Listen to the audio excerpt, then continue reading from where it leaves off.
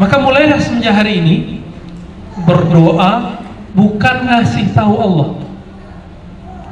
Berdoalah sekedar curhat, ya Allah, Engkau sudah maha tahu apa yang aku ucapkan. Udah selesai itu sebenarnya doa ya. Tapi aku ingin curhat kepadamu. Jadi doa itu nggak mesti bahasa Arab, Mas. Mbak ya, nggak mesti bahasa Arab. Bahasa Indonesia. Allah maha mengerti semua bahasa dan dialah yang menciptakan semua bahasa.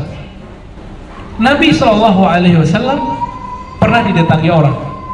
Orangnya minta doa. Akan biasa ya, Ustadz dimintain doa sama orang. Ustadz, doain aku dong, atau kasih aku amalan doa dong. Nah, Nabi juga begitu, dikasih amalan doa. Dia pulang.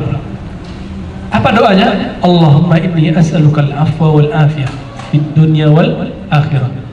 Itu sama artinya dengan Rabbana atina fid dunya hasanah wa fil akhirati hasanah wa qina. Sama persis.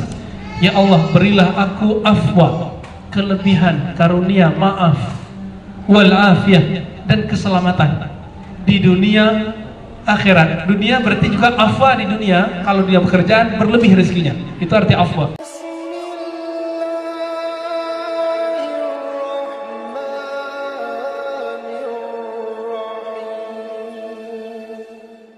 Wa talabuka lahu ghaibatan minka. Kamu minta kepada dia tanda kalau kamu merasa jauh darinya. Nyari-nyari Allah, nyari-nyari Allah. Ada teman kita belum menikah. Terus saya tanya, mau kemana? Mau umroh. Ngapain umroh? Mau doa depan multazam. Untuk apa? Biar dapat jodoh. Emang ada hadis anjuran doa depan multazam? Nggak ada. Itu amalan ulama. Jadi ada ulama cerita, saya doa depan multazam mustajab, tapi tidak ada hadisnya. Itu pengalaman ulama. Kalau kayak gitu, saya juga mau cerita, saya doa di atas sejadah mustajab. Gimana? Mau ikut ya? Modalnya beli sejadah aja tuh yang bagus sedikit ya. Sejadah nggak nyampe, cuma 20.000 udah dapat satu tuh, 20.000. 200.000 udah keren banget. Nggak perlu 20 juta, 30 juta pergi umroh. Ini bukan melarang umroh ya. Umroh, ayo kita umroh. Tapi kalau ingin sekedar doa, nggak usah ke sana jauh-jauh. Umroh sekarang yang plus itu berapa? 30 ya. 30 udah bisa ngelamar sama separuh resepsi, udah selesai. Ya, separuh resepsi Mas. Kalau cuma sampai ijab kabul selesai udah. Ya. Kalau resepsinya gede-gede lagi ya jauh ya. Nah, orang mencari Allah berarti dia merasa jauh dari Allah. Sama juga dengan saya mau dekat dengan orang yang dekat dengan Allah. Semua kita dekat kok dengan Allah, cuma kita nggak merasa dekat. Maka taklim kita, ajaran kita tidak mengajarkan orang mengandalkan gurunya untuk sampai kepada Allah. Jadi gurunya ngajarin zikir, amalkan di rumah, temui Allahnya sendiri, temui Tuhannya sendiri. Gak usah mengandalkan ustaz. Ya, kita punya Allah yang sama, Tuhan yang sama. Apa kalimat lainnya? Nah, ini masih penting, mencari Allah, meminta kepada Allah. Masih penting, baru udah ada keliru juga. Apa yang kedua? Talabuka li ghairi. Kamu meminta kepada selain Allah, liqillati haya'ika minhu. Pertanda kamu tidak tahu malu. Nah, saya meminta, jadi kolbu itu nyambungnya ke orang, mintanya ke orang. Nah, yang paling parah adalah ustaz. Ustaz itu kadang-kadang kalau ustaz tidak punya pekerjaan tetap, maka ustaz akan berharap pemberian orang. Dia ngajarin orang berharap kepada Allah, tapi kolbunya berharap kepada orang. Ini paling bahaya. Nah, kalau ustaz bisa begitu, apalagi jamaah yang bekerja di kantor. Makanya nggak salah, nggak heran kalau ada orang stres ketika dia berhenti bekerja. Dia bingung mau kerja apa lagi, karena sudah terjebak di zona aman itu. Mungkin teman-teman pernah di PHK atau berhenti bekerja atau habis kontrak, kayaknya bingung. Oh, ini pernah ya, orang minyak nih. Bingung mau kemana-mana. Nah, saya juga pernah mengalami hal itu. Nah, kita pernah bekerja, kontrak habis, atau perusahaannya bubar. Allah itu di dalam Al-Quran kalimatnya sederhana. kita sudah hafal semua tuh ya, orang kalau yasinan baca ayat itu.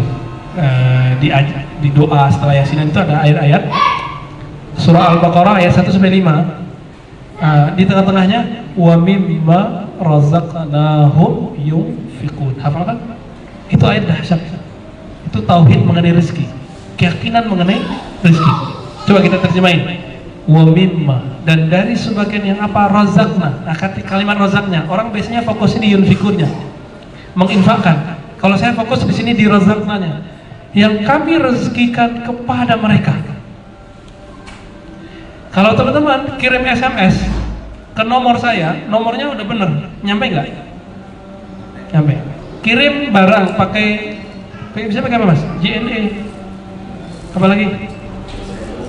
Tiki, obor, macam ya? Obox, pakai Grab juga bisa ya. Pakai macam-macam sekarang. Kalau alamatnya jelas, nyampe nggak? Pasti nyampe. Itu makhluk loh. Allah itu sudah punya rezeki ini buat orang ini. Mau dia kerja samping-sampingan, rezekinya sudah beda. Walaupun itu teman samping saya, rezeki saya beda sama dia. Dan gak akan pernah salah. Nah, orang yang paham bab ini tidak akan pernah dia hasad, iri, dengki kepada orang lain. Kenapa? Karena dia tahu rezeki yang dia dapat itu bukan punya temannya. Yang didapat temannya bukan punya dia. Jadi kalau ada yang pernah mengalami keluar dari tempat bekerja atau berhenti di tempat kerja, kemudian memulai karir baru, nggak usah merasa kok aku nggak dulu di sana aja ya. Nabi mengatakan la taqulu law. Jangan kamu berkata seandainya, karena itu perkataan syaitan, menolak takdir, bikin kita cemas, bikin stres, auranya langsung jelek gitu ya, badan kita langsung panas jadinya, otak langsung panas. Nah, katakan apa? Pasti ada rahasianya.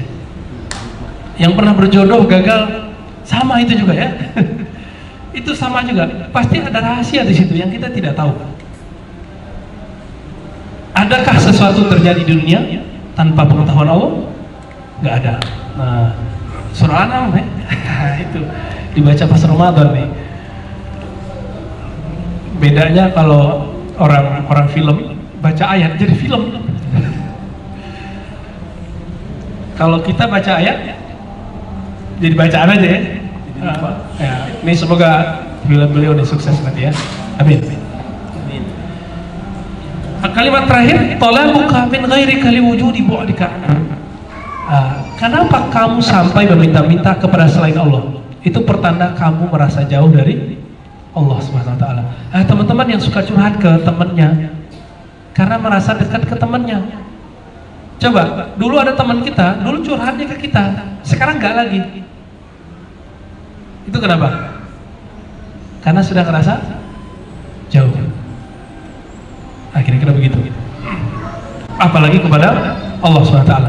Maka mulailah semenjak hari ini berdoa bukan ngasih tahu Allah. Berdoalah sekedar curhat, ya Allah, Engkau sudah Maha tahu apa yang aku ucapkan. Udah selesai itu sebenarnya doa ya. Tapi aku ingin curhat kepadamu. Jadi doa itu nggak mesti bahasa Arab mas, nggak mesti bahasa Arab, bahasa Indonesia. Allah Maha mengerti semua bahasa dan Dialah yang menciptakan semua bahasa. Nabi SAW pernah didatangi orang. Orangnya minta doa. Akan biasa ya, Ustadz dimintain doa sama orang. Ustadz, doain aku dong, atau kasih aku amalan doa dong. Nah, Nabi juga begitu, dikasih amalan doa. Terus dia pulang. Apa doanya? Allahumma inni as'alukal afwa wal afiyah fid dunya wal akhirah. Itu sama artinya dengan Rabbana atina fid dunya hasanah wa fil akhirati hasanah wa qina, sama persis. Ya Allah, berilah aku afwa, kelebihan, karunia, maaf, wal afiyah, dan keselamatan di dunia akhirat. Dunia berarti juga afwa di dunia, kalau dia pekerjaan berlebih rezekinya. Itu arti afwa. Jadi wa'fu anni itu arti maaf, bisa juga diartikan lebihkan rezekiku dalam hal dunia. Dalam urusan akhirat masuk surga. Itu maknanya. Tapi orang ini nggak paham, dia orang Arab loh, di zaman Nabi loh. Jadi ternyata bisa saja ada orang Arab di zaman Nabi tidak paham ajaran Nabi alaihi salatu wassalam. Maka orang tuh pulang diamalin, setiap hari diamalin. Setelah seminggu dia balik lagi, wahai Rasulullah tolong ajarin yang baru dong. Diajarin lagi, tapi dia kaget, mukanya merah langsung. Doanya sama, Allahumma inni as'alukal afwa wal afiyata fid dunya wal akhirah. Tapi dia diam, dia pulang. Udah seminggu dia balik lagi, wahai Rasulullah aku sudah mengamalkannya, tolong kasih yang baru. Dikasih lagi, doa yang sama, Allahumma inni as'alukal afwa wal afiyata fid dunya wal akhirah.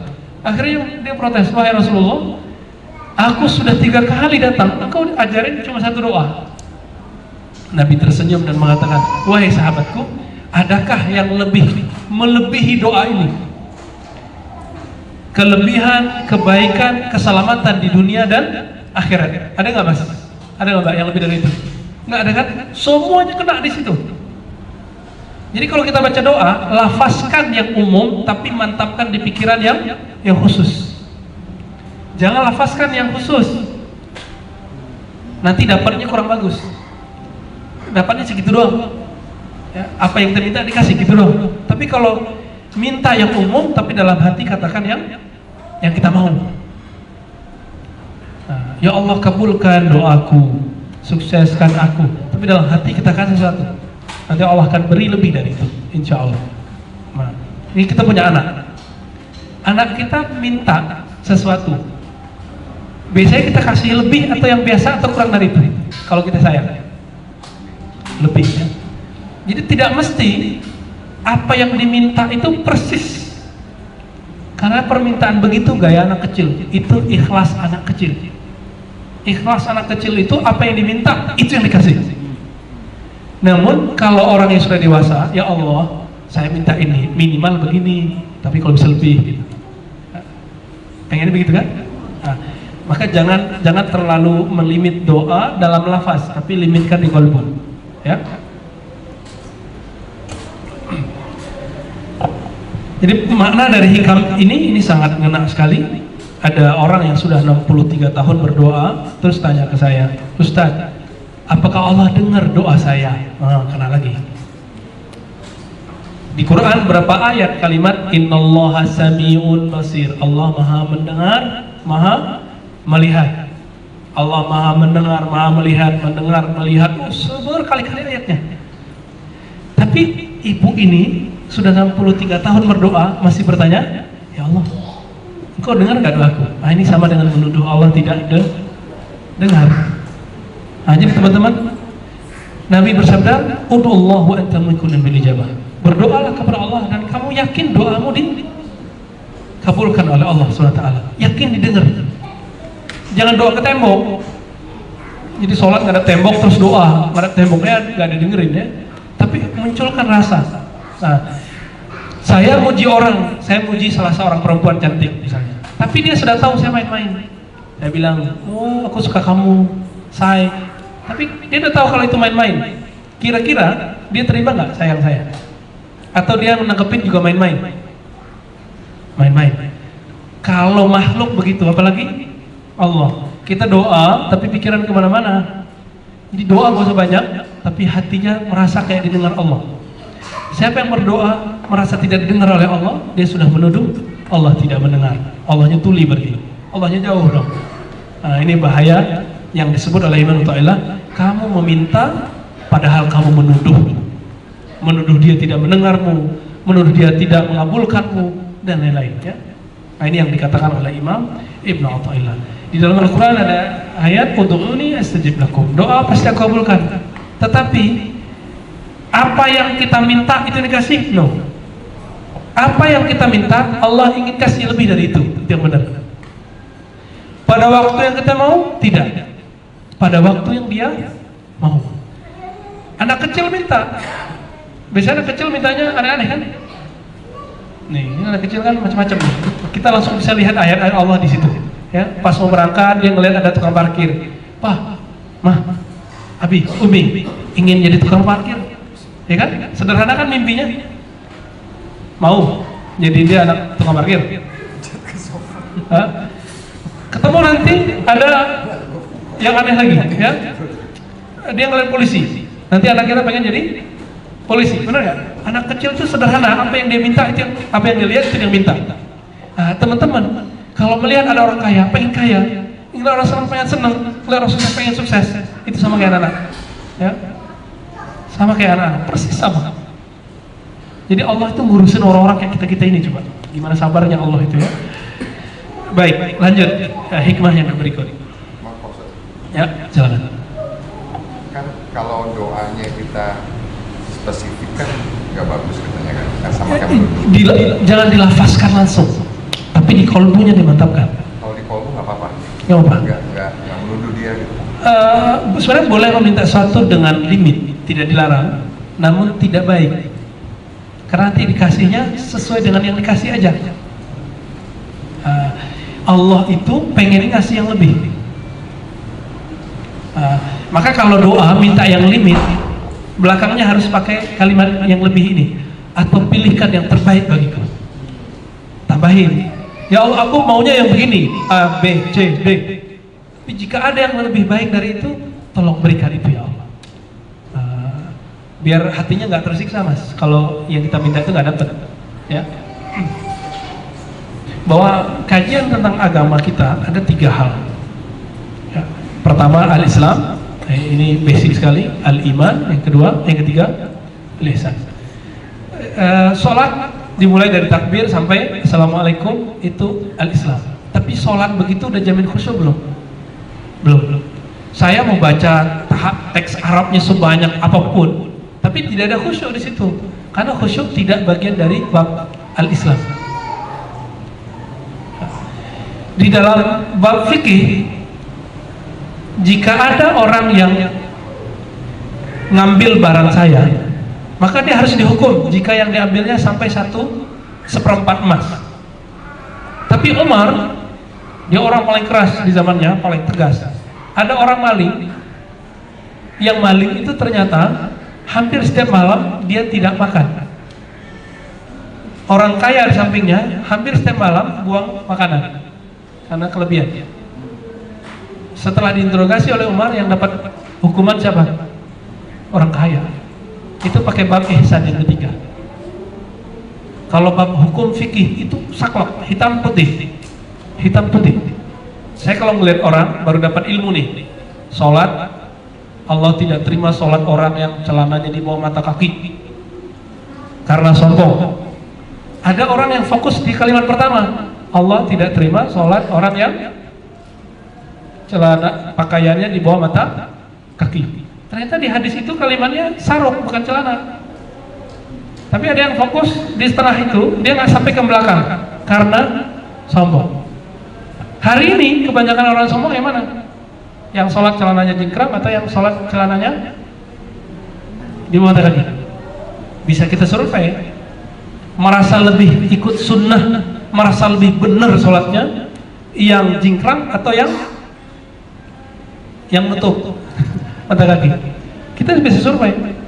Dan kebanyakan sahabat-sahabat kita yang celananya di mata kaki sholat merasa itu yang lebih sunnah. Padahal Nabi tidak pernah sholat pakai celana. Jadi kalau mau ikut sunnah, jangan sholat pakai celana. Pakai apa dong? Pakai sarung. Tapi Islam sesaklek itu enggak. Imam Bukhari, pengarang Sahih Bukhari, ketika nulis Sahih Bukhari, beliau bukan orang Arab, beliau orang Rusia. Jadi imam ahli hadis itu kebanyakan orang Rusia. Nah, ini teman-teman, ini kabar gembiranya. Kalau ingin mengkader anak kita, ya jadi ada yang pengusaha boleh, jadi pengajar boleh. Satu deh jadi ulama atau jadi pencinta agama. Satu. Yang satu ini pasti bisa jadi ulama karena Imam Bukhari basicnya bahasa Rusia, Uzbekistan. Pernah dengar Uzbekistan ya? Siapa tahu nanti kita sampai sana. Di situ ada kuburan Imam Bukhari. Itu yang didapati oleh orang-orang sana berdasarkan permintaan dari Soekarno. Jadi misalnya orang Indonesia kalau ke sana agak mudah ya. Imam Bukhari bahkan dia awalnya buta, tidak bisa tulis baca, lalu didoakan dan berobat bisa melihat, belajar bahasa Arab belakangan. Bisa jadi ulama. Imam Muslim dia sudah tinggal di Persia, bukan orang Arab. Jadi kebanyakan imam-imam bukan orang Arab. Bukan orang Arab. Namun Kalau orang Arab lebih mudah memahami agama, ya mungkin, karena bahasa dia ya.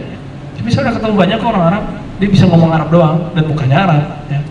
Tapi yang mengerti Arab, agama itu cuma yang belajar Islam. Jadi orang Arab sana sama kayak kita.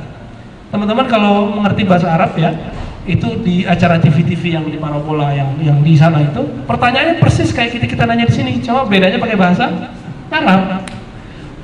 Syekh gimana hukumnya ini, Ustaz gimana, persis sama ya. Karena orang Arab yang alim itu cuma yang ngaji, sama persis sudah. Itu. Jadi silakan berdoa dengan limit spesifik, tapi kasih belakangnya koma. Ya Allah, jika ada yang lebih baik, tolong mudahkan aku. Jangan paksa Allah untuk mewujudkan apa yang kita mau. Emang kita sudah berbuat apa untuk dia sehingga dia harus mewujudkan apa yang kita mau? Sudah punya jasa kepada Allah?